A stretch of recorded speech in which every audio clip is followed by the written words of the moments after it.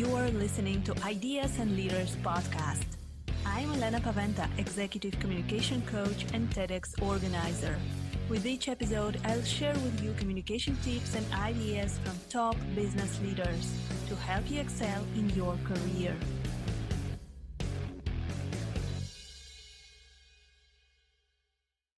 Welcome, everyone, to the next episode of Ideas and Leaders podcast.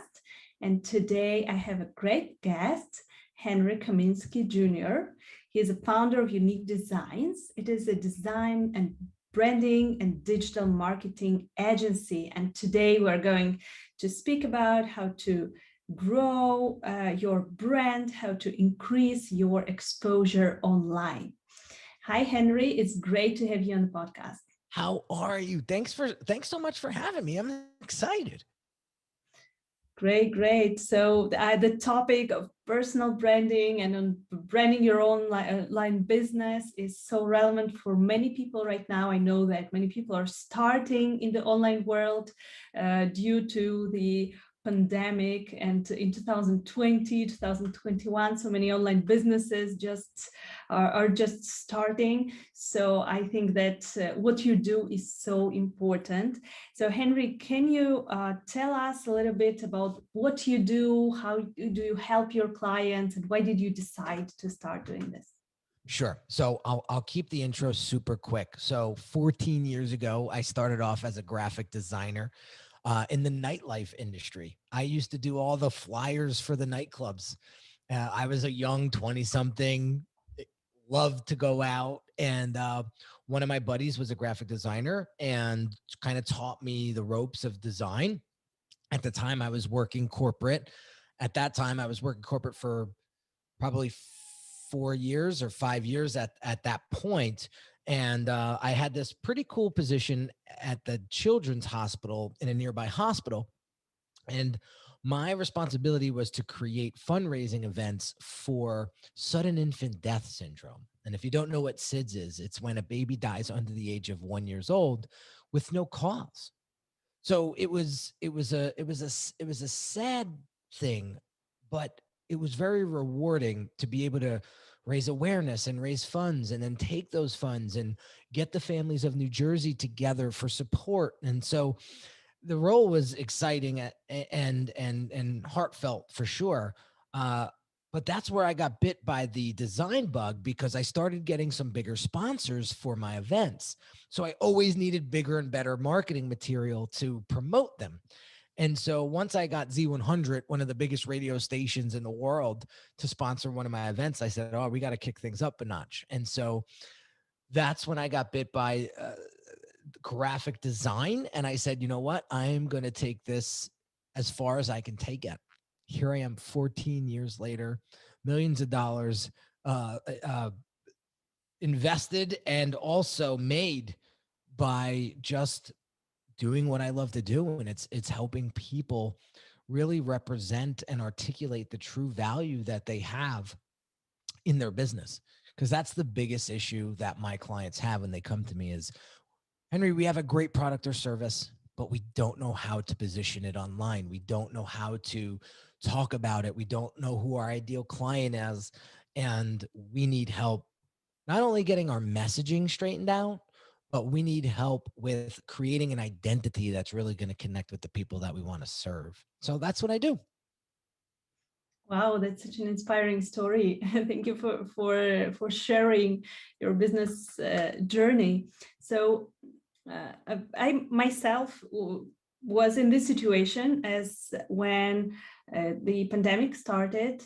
I was doing communication coaching, and I was coaching people to become TEDx speakers and, public speaking and communication coaching, but offline. And when I suddenly realized that I had to move my business online, the whole new world of social media opened up. And I think that this is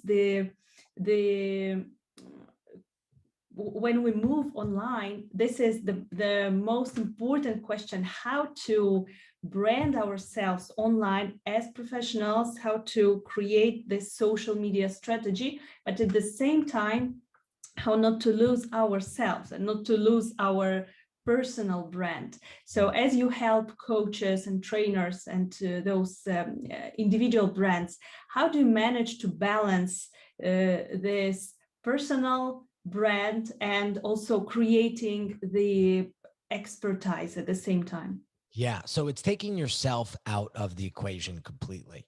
And it sounds so counterintuitive, right? Well, if we're going to create a personal brand, well, then I need to be about myself, right? I need to dress a certain way. I need to sound a certain way. I need to do a certain thing online to get people to pay attention to me. And it's so far from the truth. Yeah, all those things are somewhat important. However, if you're not connecting with an ideal client on an emotional level, it doesn't matter everything that I just mentioned, because you're not going to get the attention that you need. So what I like to tell my clients is it's not about you anymore. It's about your clients. We're not going to design this brand for you. We're going to design it for them. And that's inside and out. And so this is how we're going to really come into the online space, really differentiating ourselves from everybody else. See, there's too much stuff out there right now that says you have to do this and you have to do that. Says who? If you know who you're speaking to, you'll know what to do. Right? And that's something that we have to embrace. And I think there's just there's a lack of clarity. There's a lack of focus. There is an abundance of information. So how do we decipher it down to, okay, well, what should I be listening to? What action should I be taking? And when it comes to personal branding, you really got to understand one thing. Who am I and who am I not? That's it. See, I grew up a very insecure kid. So I thought I had to do certain things to get the attention, to get the praise, to get the recognition. And what I realized was I was doing the right things, but for the wrong reasons. When I got much older and a lot of that stuff came to bite me in the butt later on, because people saw right through my nonsense. It's like going to, it's like going to a store and getting the hard sell coming at you. That's what I was doing online. And people were like, what are you doing? It's not you. Right. So I flipped the script and I said, you know what? I am going to do me. I'm not going to be embarrassed. I'm not going to be afraid. And I'm not going to be apologetic for who I am. This is who I am. You don't have to like me. Right? Everybody in this planet, I don't care how dire a strait you're in, you have a choice. And it starts with your thinking. So once I realized that and I put myself on a different level, I started to attract a different level of client. So I believe in this. The quality of your brand will determine the quality of your clients, and the quality of your clients will determine the quality of your life. I'm sure everyone listening, including yourself, has brought on a client that they probably shouldn't have brought on, or maybe taken a job that they probably shouldn't have taken. And you know what? Life is too short to be in those situations. I was just listening to a podcast this morning on my walk. I go for like a morning walk every day. And I don't even know who said it, because it was sort of like a collage of different motivational speeches. And the guy said, what if you realized that you only had 28 more summers to live? What would you do? I started thinking about it, and I was like, I'm 40. 28 more summers would get me at 68, God willing. I don't have much time left. Let's look at it that way. Like 28 more summers are going to go by really fast. So what am I going to do to make today great? And what I realized was it's not about me. It's about doing this podcast. That's why I was so excited to do it with you, because I was like, here I'm going to be able to extend my voice to hundreds of more people through your podcast. And like, I'm not in the equation anymore. I'm just a vehicle of voice. And so that's what I want to help other people do. It's really not about you. When you put yourself, I'm not going to say put yourself on the back burner. That's not what I'm trying to say. But when you focus on giving, it's a whole different world. So I was realizing this when I was having the low parts of my life, the low parts of business, the low parts of my professional career. And it was when I was a taker, not a giver. So the world was just giving me what I was giving it. Nothing. So once I switched that, my whole life changed. So it's not about what I can get. It's about what I can give. And it doesn't necessarily have to be in monetary forms, right? It could be just giving somebody attention that really needs it, or putting out an Instagram carousel that teaches people how to resonate with their ideal client, right? Something that they might not know because they're just too damn close to their business. Those little things add up. And then next thing you know, you got a lucrative business that you don't know what to do with, because it's growing at such a pace where, you know, it's kind of outgrowing you now. So now you got to catch up to it. That's a good position to be in. And that's sort of what happened to me in my career. So I've gotten the experience over the past 14 years of how to navigate that. It's not easy, but when you have somebody to do it with you, it's a whole different world. It's a whole different experience. Yeah. So we need to think about others first, not about ourselves, and this should be the core of our branding. I totally agree with you, and I must say that speaking about social media and building our authority, building our brand on social media.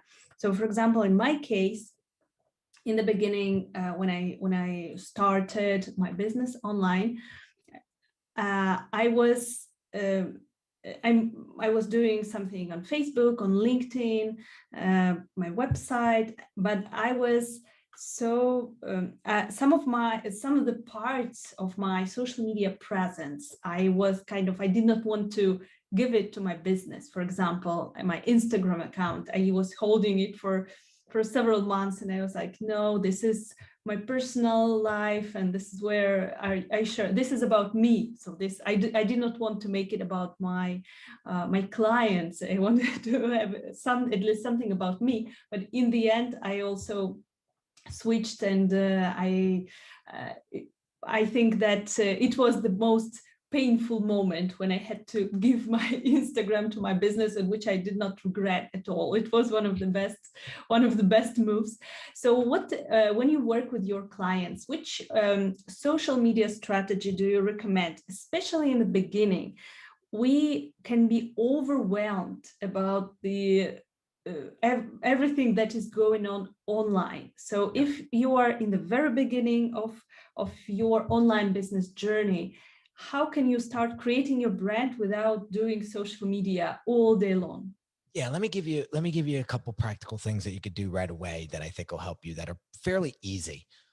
One is, if you have an existing client that you really enjoy and you've really got a great result for, because they were like they were the epitome of the best client in the world, I would go back to them and talk to them, ask them questions. Why'd you hire me in the first place? Right? I would love to know that. What were you struggling with prior to working with me? Right?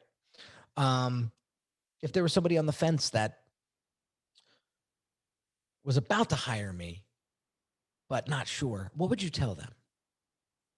Right? Those are some of the questions that I would ask an ideal client, a really great client, because that's going to give us insights of why. And then we got to leverage their language. That's the thing that people forget. Like, you're going to attract the right clients when you speak their language. Now, what's your nationality? Mine, originally, I am Russian. You're Russian. Okay. So it's a lot easier to speak Russian to a fellow Russian, right, than Russian to an American who doesn't know how to speak Russian. Very simplistic example, but it's the same thing in your world, in the business life. When you can speak to an ideal client in their language, speaking their pains and their challenges, something's going to register in their brain saying, they get me. I want to work with them. Right? Yeah. So that it's that simple. So there's a couple other things that we should do. One is, when you create content on social media, you should be focusing in on two things: handling objections and answering questions. That's it. So again, it all stems back to knowing who your ideal client is and what their problems are and what they're challenged with every single day. There's a great little resource out there called answerthepublic.com. Are you familiar with it? No. Okay. Write this down, guys. answerthepublic.com. You go there. It's a free resource. There's a paid version, but you don't need it, really, to be honest with you. And what you do is you type in a keyword around your expertise. So for me, it's personal branding, design, entrepreneurship, right? You type that into Answer the Public. What it does is it spits out all the questions that people are Googling around that keyword.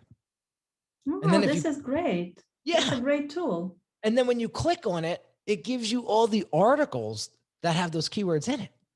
I mean, talk about taking the guesswork out of this stuff. And then the little pro tip here is there's a green dot next to each question that populates. If the dot is dark green, it means a lot of people are Googling that question. Those are the ones I tackle because those are the ones that are getting the most love at the moment. That allows me to create content for days, right? And they have cute little pinwheels. Like, it's a pinwheel. It's like, and in the middle of the pinwheel, it says who. And then all the questions start with the word who. What, when, how, right? And those are all individual pinwheels that you can look at to see what questions are revolving around that key phrase. Brilliant, brilliant, brilliant. So now your content on your social media, what platform you're on, it doesn't matter. Have an amazing library of potential questions that you could answer. So if you're the subject matter expert in that space, I would answer as many of those questions as possible. And then if you get clients that are on the fence about hiring you and their biggest objection is price or time or, the big ones, answer them on your social media. Kill those objections before they even get on the phone with you. You're pre-qualifying your clients as you're doing this. So I don't get on strategy calls anymore. It's a waste of my time. Because how many of us have got on these, oh yeah, let's book a call and let's talk about it and let's see what you got going on. And then 30 minutes into that conversation, you realize that this person has no money and can't afford you. What a waste. What a waste for you. What a waste for them. So now I'm all about qualifying my leads. I'm all about qualifying the people that I work with. We got to understand something. When somebody is trying to qualify us, we should be qualifying them too. Because again, quality of your brand determines the quality of your clients. Quality of clients determines the quality of your life. Why work with a client you're not happy with or you can't get a result for? So qualification is key. Now, you can't get a hold of me without going through a one-on-one assessment with me. That's a $500 appointment. Okay. It's like going to a doctor and seeing a specialist. That's where I got the brand doctor name from, because of the way that I treat my clients. And it's no different. If you want me to understand where you're hurting and what you're trying to accomplish, that's time. For me, it's time for you. So nothing's free in life. So if you want to expedite this, if you want to get ahead of it, then you're going to pay to beat the line, right? So think about it like this. I love this analogy of whether you're a vitamin or a painkiller. Did you ever hear this analogy? Yeah. What do you want to be for your clients? What do you want to be for your place of employment? A vitamin or a painkiller? Vitamins, they're like a nice to have.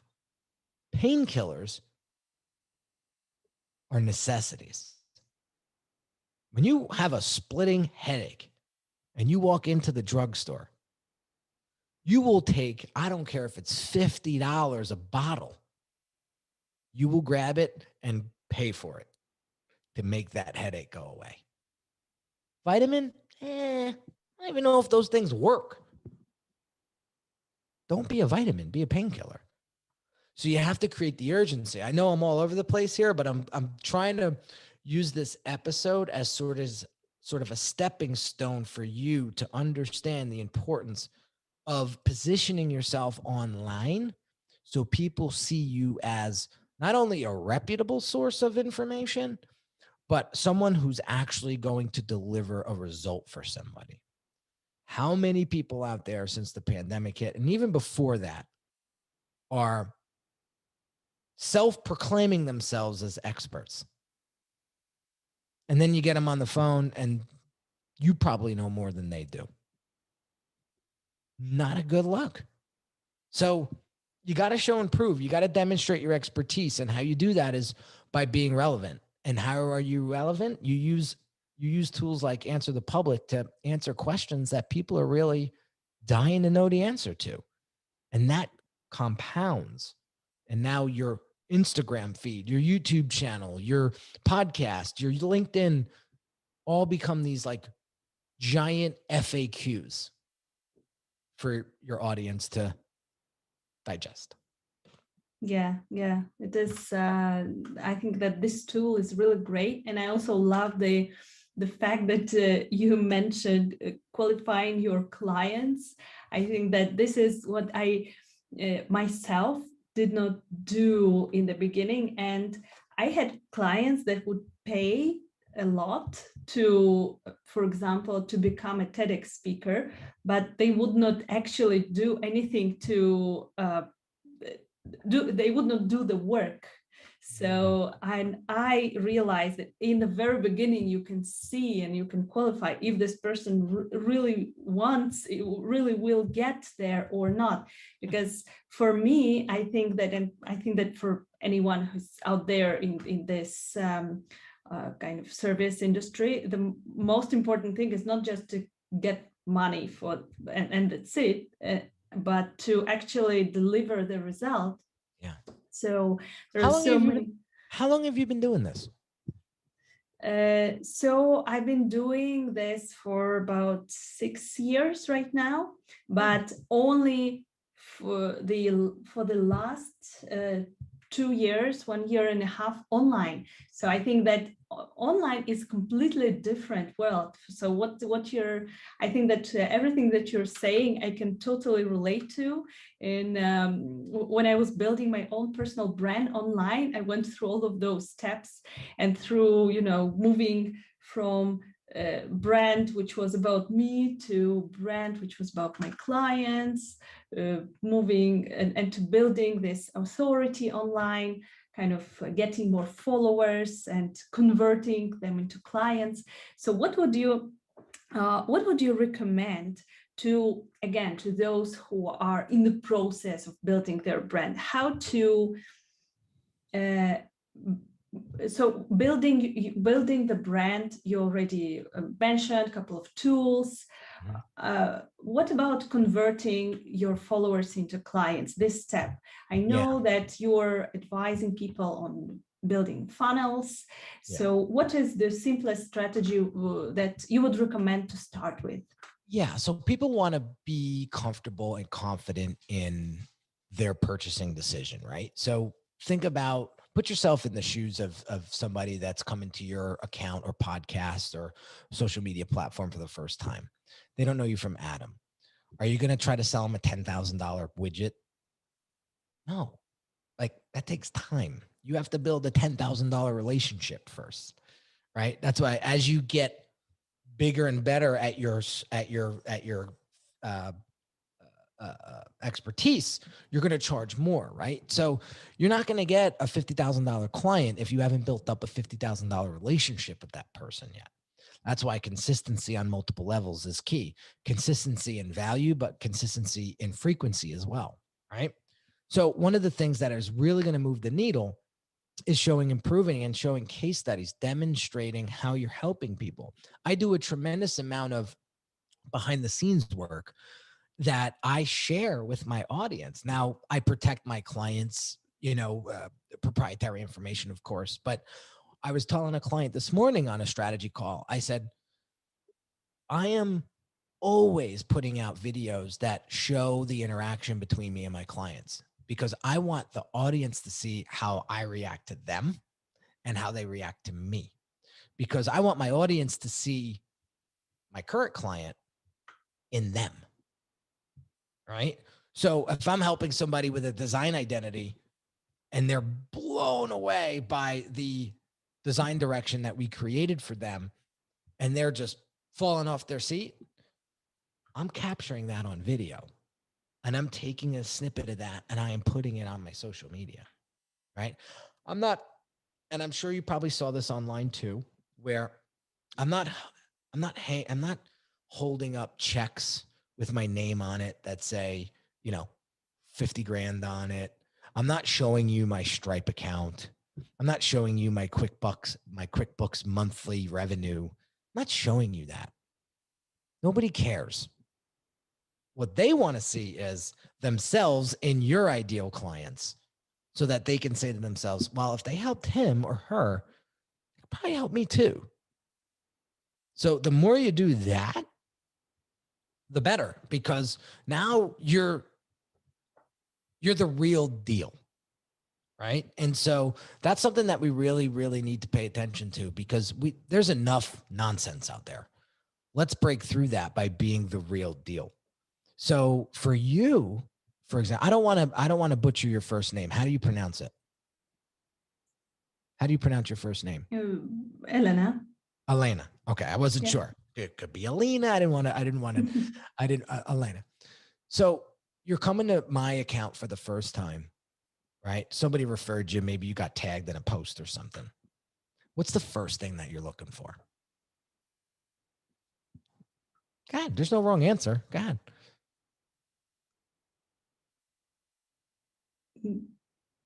I don't know. Is this information relevant to me? Right? Who is this bald guy with a New Jersey accent talking this nonsense? Right? Who is this guy? And is he relevant to me? Like, how is he going to help me?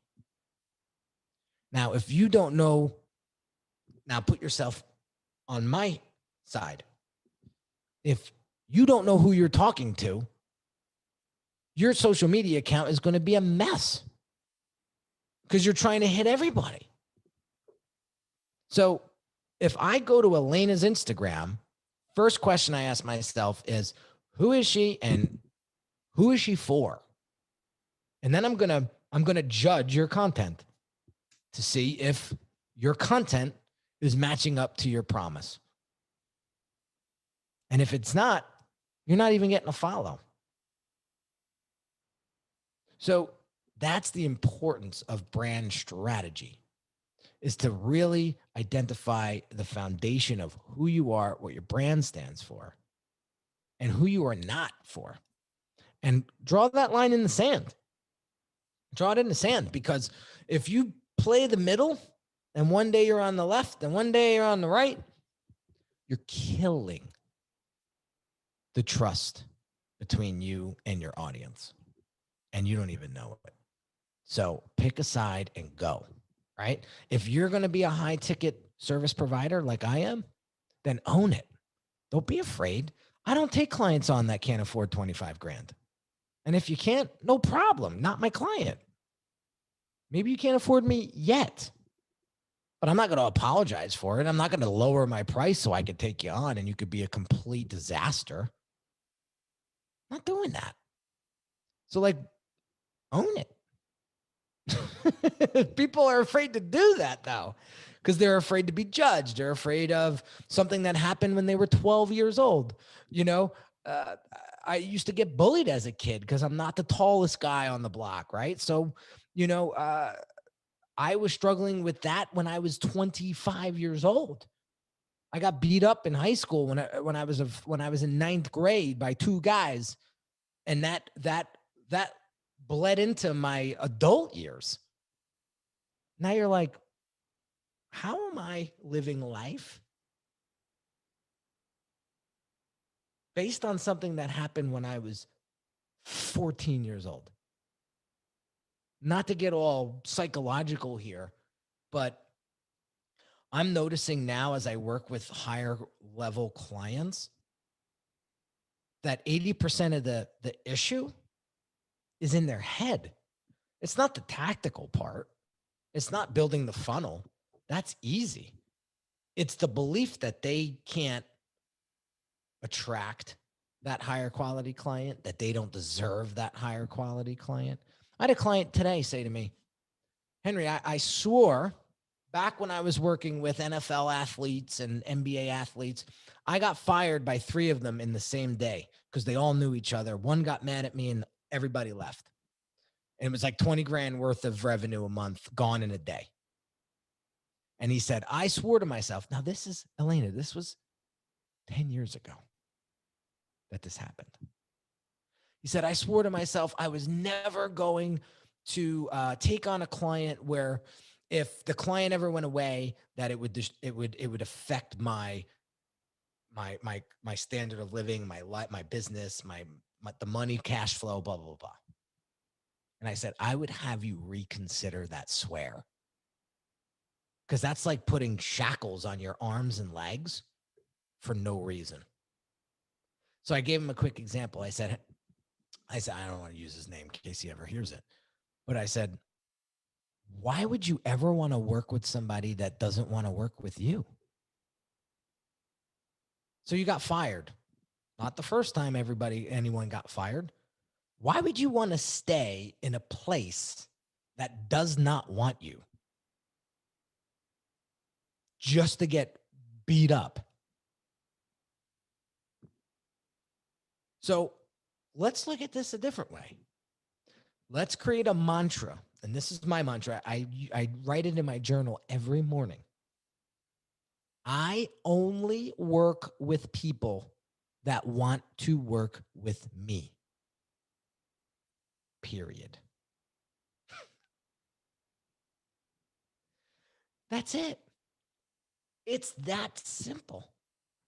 So a lot of it is in our heads. A lot of it is. I was working with a client from, Colombia. She had a really strong Spanish accent. And she goes, I don't want to go online because of my accent. I said, I love it.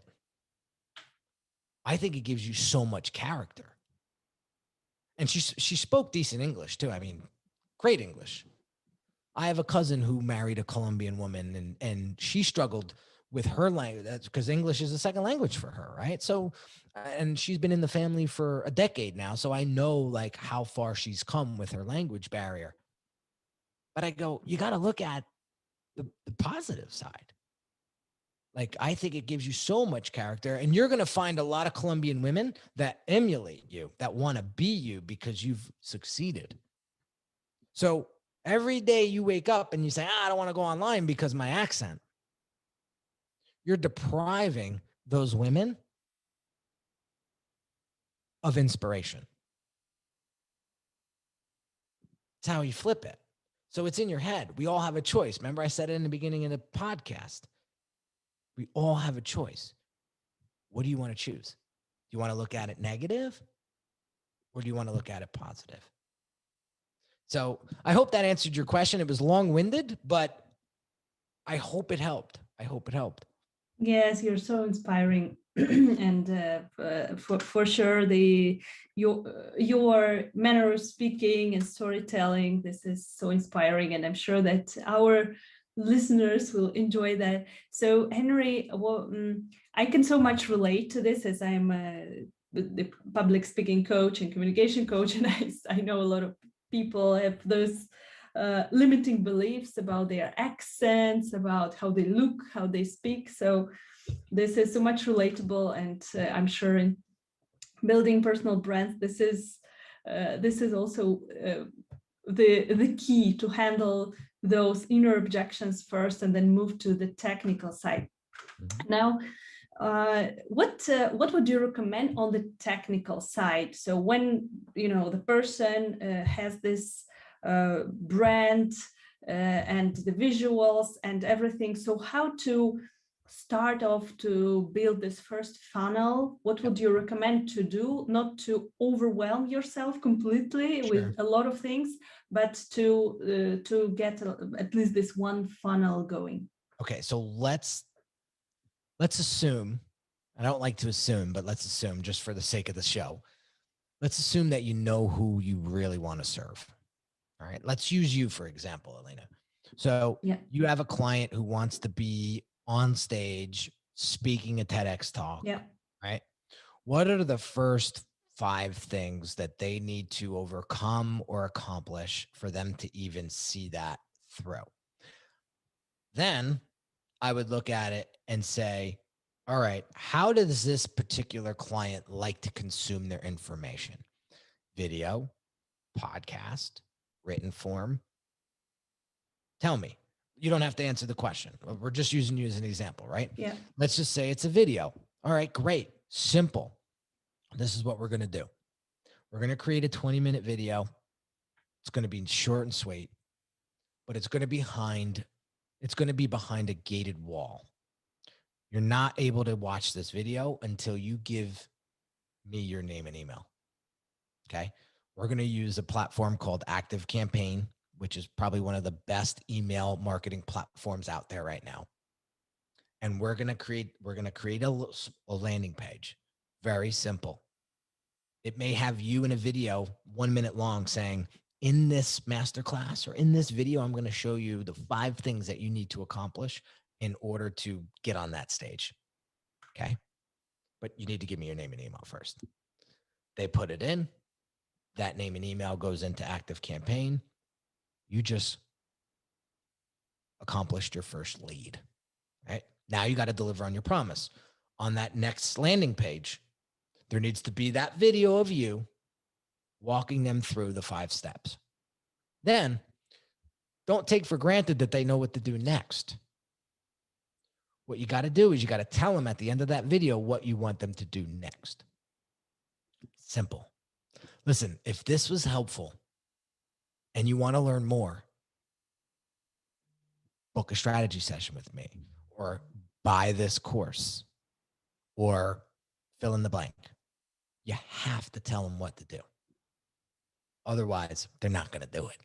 It's like telling a 4-year-old kid that you want him to do chores around the house. They're going to look at you and go, okay. They don't know what to do. I say this because I have a 4-year-old son who wants to help me all day long, but doesn't know what to do. Right? So you got to tell them, right?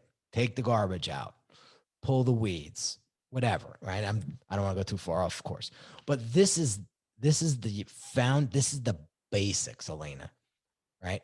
Now, once they become a lead, now you have to create the relationship. I'll give you an example. I had a client who followed my example here, and every 2 days he would send out an email that he typed himself because he had the time.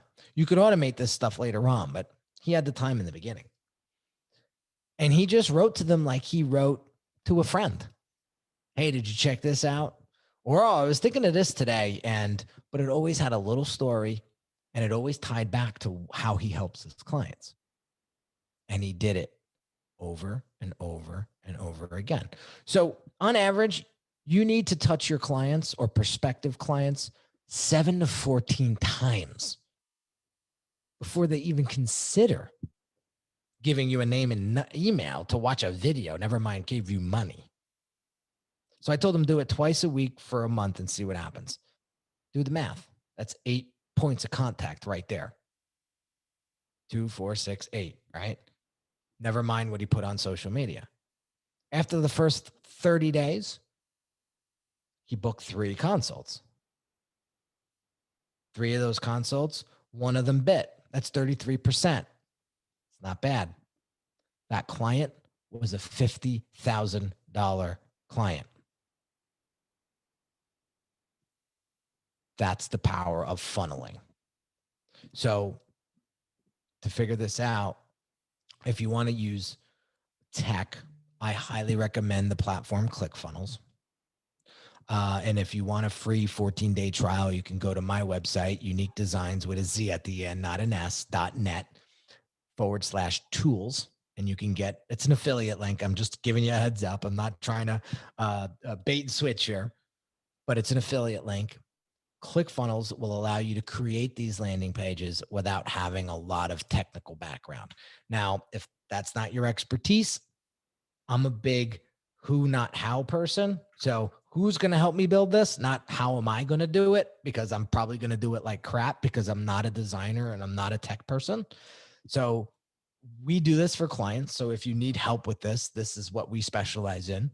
Happy to help you through it or have my team do it for you. But that's some tools that you can use to actually create this mechanism. And this is what I did. And I know the listeners can't see this, but behind me, I have a plaque on my wall, kind of looks like a record, a platinum record or a gold record. And that plaque means a lot to me because it is what the ClickFunnels software gives to people who have generated over $1 million in revenue with one funnel. So I have a funnel now that has generated $1.95 million in revenue over the past 24 months. Okay. So once I hit 2 million, I'm going to get another one of those. So this is why it's very important to have a funnel that tells people what to do first, second, and third, what tells people what they can expect. So you're telling them, I'm going to tell you this, and this is the result that it's going to render if you take my action. That's it. And just get really good at understanding your customers so you know what video you need to put in front of them next. So we have I just updated my masterclass last week. And before I had this long drawn out headline, trying to say too much. We narrowed it down because I got more intel on my ideal client. And this is what they want to know. They want to know what the top 5% of entrepreneurs are doing to scale from 7 to 7 figures and beyond. So in that video, it's 20, I think I got it down to 20 minutes. In that video, I'm going to tell you what the top 5% of entrepreneurs are doing to scale into the 7-figure and beyond level with their business. I've done it. I've helped dozens of clients do it. I'm going to give you the high-level view of what that looks like. And if you're interested to book a call with me and go through that assessment process, there's a button right underneath that says book an assessment. And that's it. And then we get on that call. I get to learn more about you. And I could know right away if I'm going to be able to help you or not. And if I can't, I'm going to give you resources to get the help. Or you might want to come into the Brand Accelerator program, which is really going to take you to the next level in about 90 days. So I've got it down to about 90 days. So that's it in a nutshell. So take that framework and apply it to your business and watch what happens. Perfect. Perfect. Thank you so much, Henry, for so many useful tips. So we discussed how to create your personal brand, how to overcome some of the mental obstacles on the way, and also how to build basic funnel when you start in the online world. So Henry, if our listeners want to contact you, want to book a call with you, or to access your materials, where can they find you? Very simple. You could go to Unique Designz with a Z at the end, not an S, .net. And the first step, see, I'm a practitioner of what I preach. The first step that I would have you do is to scroll to the bottom of the homepage and enter the masterclass and learn what the top 5% of entrepreneurs are doing to scale to seven figures and beyond.